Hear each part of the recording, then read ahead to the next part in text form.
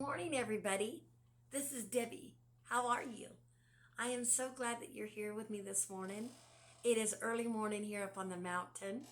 And today I want to talk to you about, when you get outside and you're going through the day and you just get all that yuck on you, you just want to get that off, right?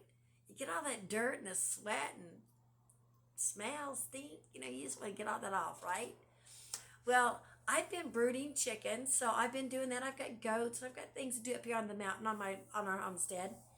And if you're not from the South, I really can't explain it to you. If you are from the South, you can understand how hot it gets here, how humid it gets in August. It is not pleasant outside. Let's just say that. And so the day wears on you quickly.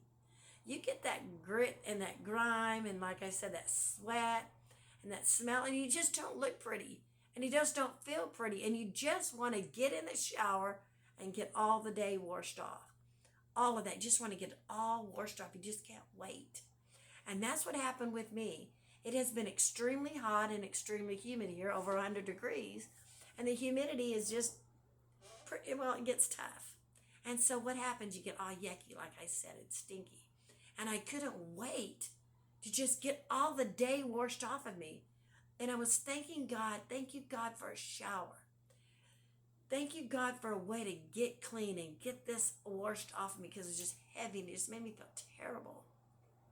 And I was thanking God for that. And God showed me, not only do I give you a way to get clean physically, but I give you a way to get clean spiritually. And He does.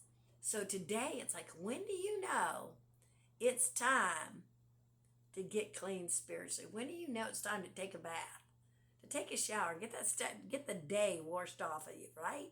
When do we know? Well, let me give you some examples. So, let me think. I can think of several. Let's start with this one. How about when you're at the checkout line at the grocery store and you got like 15 minutes to get home, right? And you're already pressed, you're already under pressure, the heat's already on, right? And she says, "Oh, I'm gonna have to do a price check."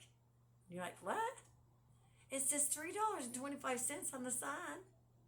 She says, "I know, but it's not scanning properly, so I'm gonna have to do a price check." And you're like, you're gritting your teeth not to say the things you shouldn't. And she's like, I'm gonna have to do that. And you keep looking at your watch, and she's like, price check in aisle 2. And you're like, what? It's $3.25. It's $3.25. And you're growing under pressure. It's just getting harder and harder. And finally you just snap and you say, "Look, lady, I'm in a hurry. It's $3.25. And finally they come up with it. Boom. Under pressure. Under the heat. Yep, that's what it is. How about when you're at the line to drop your child off at school, and the lady's got 15 kids, and none of them have their backpacks, and none of them have their books, and they're just taking forever, and you got 5 minutes to get to work. You're back there, you're honking your horn. You're like, "Hey, lady, come on, get out of the way. Move, go."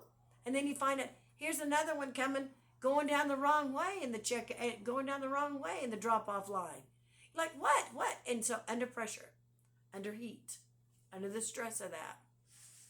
So this grime and this yuck gets on you. How about when you said, "Okay, I'm never going to do that again." You promise I promise I'll never do that again. I promise I'll never do that again. And under pressure, you do. You slip, you stumble, you fall.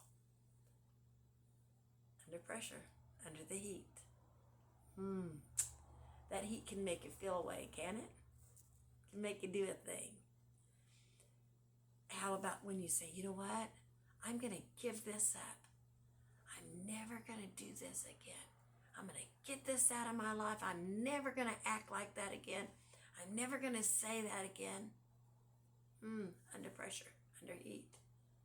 How about when that person gets upset with you? You get upset with them. You're like, "Okay, I'm never going to forgive them again. I have forgiven them 55 million times, and this is it. I'm done. They're never changing." Under the heat, under the pressure. And what happens? We don't always act like we should, right? I've been there. I'm sure you've been there too. So what happens? We get the grit, the grime, and the dirt. Spiritually honest, and it's got to be washed off. We need to wash that off. We need to get clean so we'll feel refreshed again, right? So that's what we need to do. But hold on, because God's word says, let me get my notes and I'll read it to you. It's so good.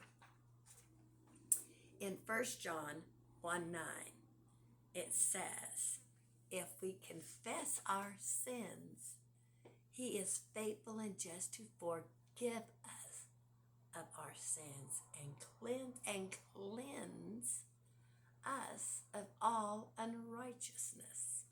All means all. The lady at the checkout counter, the bus drive-through, the promises you broke, the things you said you would never do again, the person you didn't want to forgive that you're now going to be able to forgive. Yes. Cleanse. That's washing you. That's cleaning you up.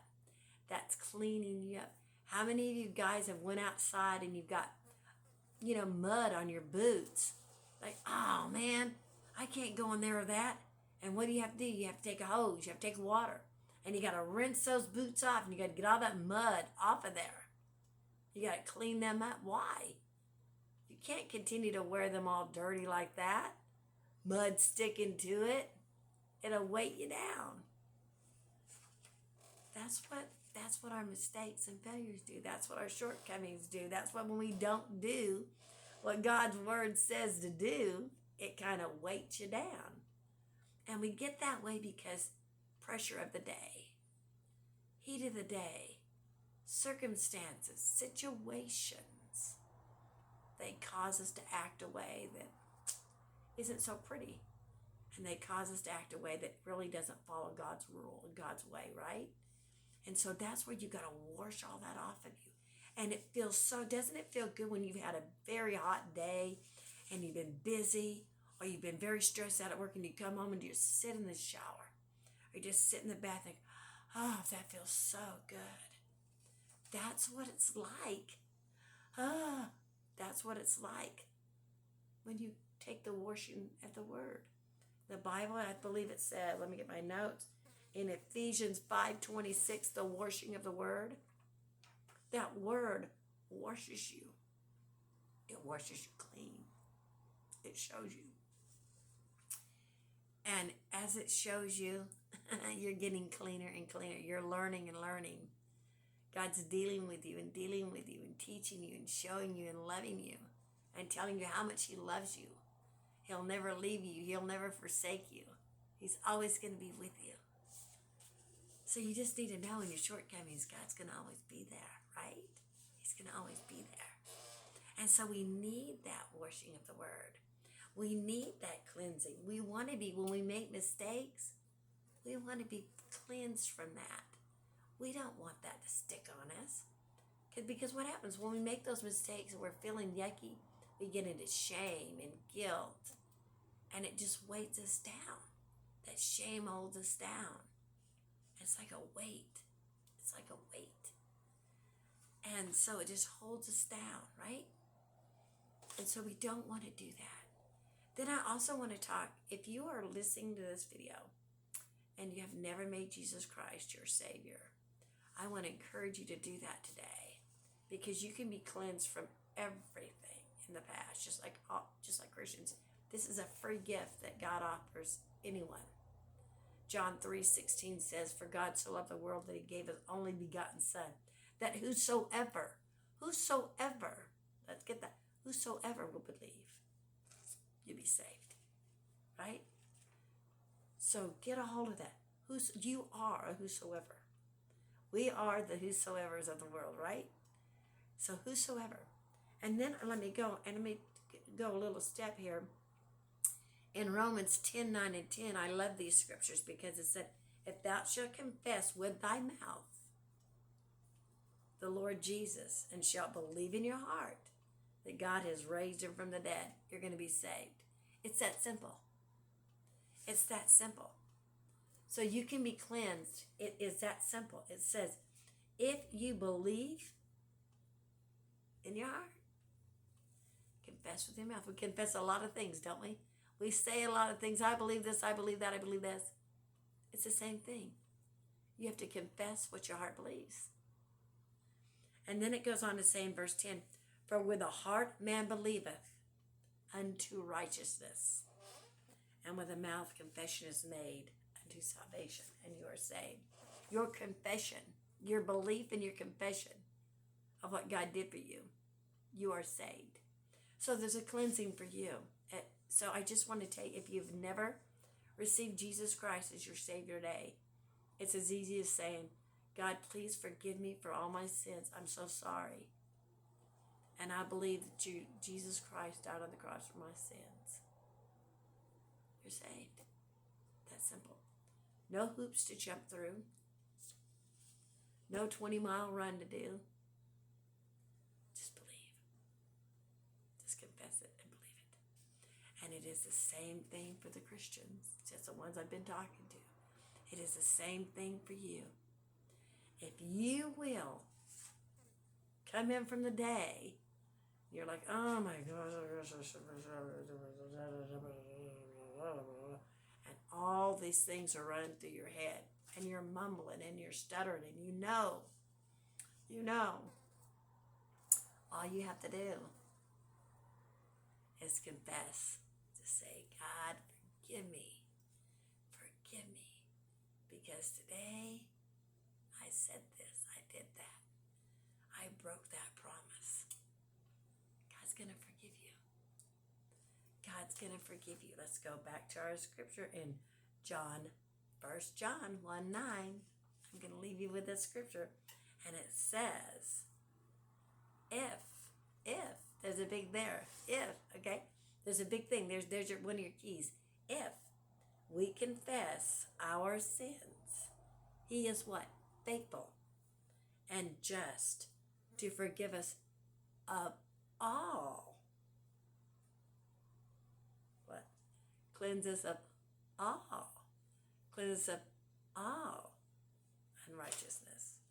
So be blessed today, and just know you are not stuck in that dirty state. You are not stuck in the heat. God gives you a way out of that. So be blessed today, and I hope that you find many wonderful things in your day, many sweet things. And thank you for joining in. God bless you. Have a wonderful day.